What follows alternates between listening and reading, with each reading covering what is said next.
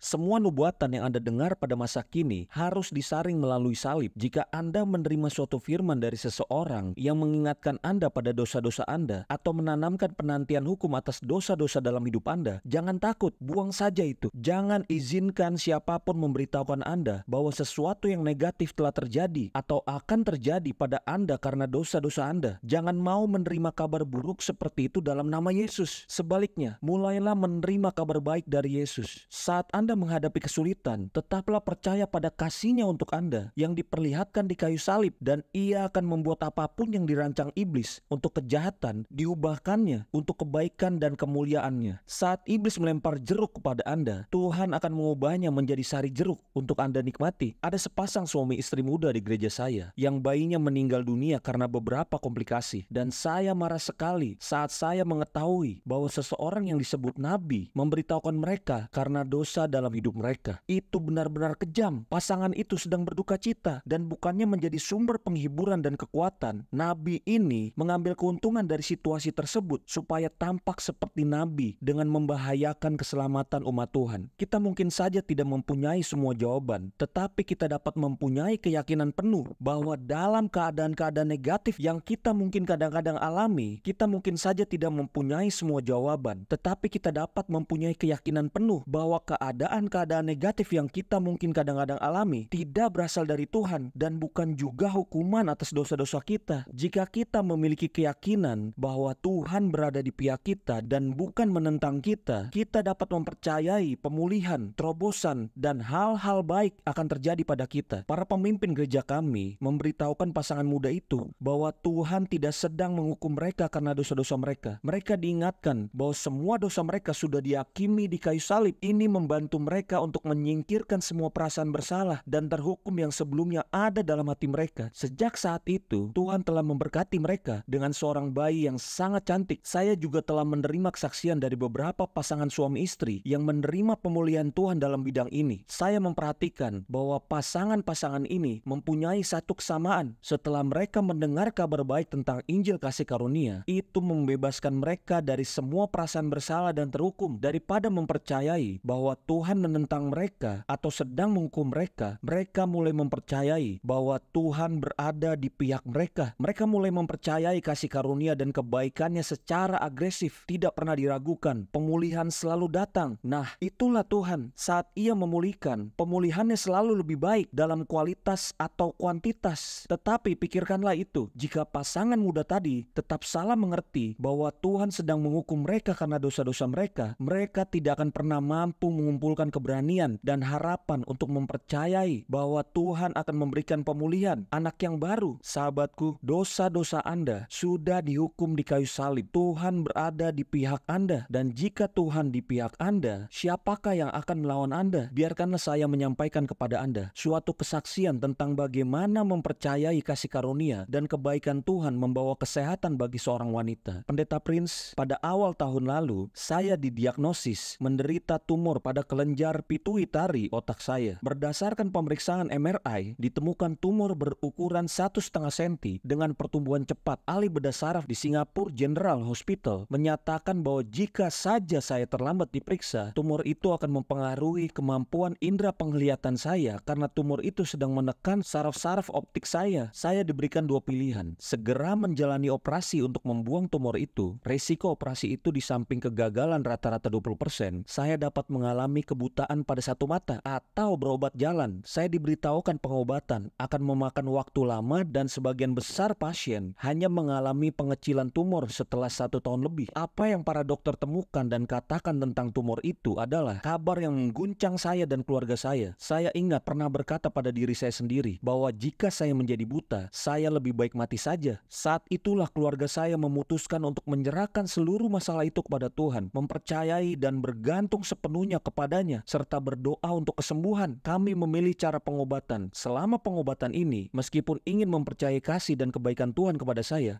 terus diganggu pertanyaan-pertanyaan seperti, apakah Tuhan memang mengasihiku? Apakah Ia bahkan peduli? Apakah Ia sedang menghukumku karena kesalahanku yang telah kulakukan? Seharusnyakah aku mengkertakkan gigi dan menerima keadaan ini? Baru saat seorang rekan kerja dan sahabat di tempat kerja saya mulai meminjamkan CD khotbah andalah, saya diingatkan lagi tentang kasih karunia dan kebaikan juru selamat saya kepada saya. Dan saya percaya bahwa sementara saya mendengar firman disampaikan melalui kepingan CD itu, tubuh saya mulai pulih. Dalam waktu 1 bulan pengobatan, kadar prolaktin dalam darah saya menurun dan keseimbangan unsur-unsur kimia dalam tubuh saya mulai stabil. 2 bulan kemudian, hasil pemeriksaan MRI menunjukkan bahwa tumor itu telah mengecil setengah dari sebelumnya. Saya merasa sangat bersemangat dan yang lebih penting, saya merasa yakin dan aman bahwa Tuhan sedang berkarya untuk memulihkan tubuh saya, bahwa Ia cukup mengasihi dan mempedulikan saya sehingga Ia mengetahui bahwa saya sedang sakit dan Ia melakukan sesuatu untuk menolong saya. Kabar baik datang pada awal Agustus saat pemeriksaan MRI memperlihatkan tumor yang cepat tumbuhnya itu sudah lenyap. Dokter terheran-heran dan terus mengatakan bahwa dalam banyak kasus, bahkan jika tumor itu sangat mengecil, sel-sel tumor sisa akan tetap ada. Namun dalam kasus saya, tumor itu benar-benar hilang tanpa bekas sama sekali. Saya kehabisan kata-kata untuk mengungkapkan perasaan syukur dan terima kasih saya kepada Tuhan. Saya tahu bahwa Tuhanlah yang telah menyembuhkan saya. Namun yang lebih penting lagi adalah kenyataan bahwa saya bangga menjadi anak Tuhan. Dan saya tahu bahwa saya adalah kebenaran Tuhan karena karya Yesus di kayu salib demi saya. Kesadaran mendalam ini membuat saya benar-benar mengasihi dan mempedulikan Tuhan karena Tuhan membuat saya begitu aman dalam hubungan saya dengan Tuhan. Saya ingin memberikan seluruh kemuliaan dan pujian kepada Tuhan. Saya seperti sekarang ini disembuhkan, utuh dan merasakan damai sejahtera hanya karena pemberitaan kabar baik Injil kasih karunia. Connie Ang, Singapura.